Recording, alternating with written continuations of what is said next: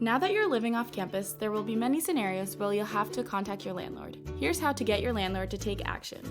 Whether you're requesting maintenance, receiving permission for a sublet, or discussing rent payments, entry, or inspections, knowing how to contact your landlord is key to getting what you need while maintaining a good relationship.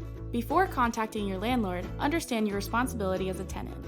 Every lease has a maintenance agreement in the addendum of the lease. Read yours to understand what is required of you and what is required of your landlord. Watch our video on leases for more information. To find your landlord's contact information, look through the first page of your lease. When contacting your landlord, you always want to have your conversations in writing. First-class mail and email are your best options, and while text provides quick answers, it is difficult to track later. You should never make verbal agreements. If your landlord refuses to take action despite all your efforts, you may then consider writing a demand letter.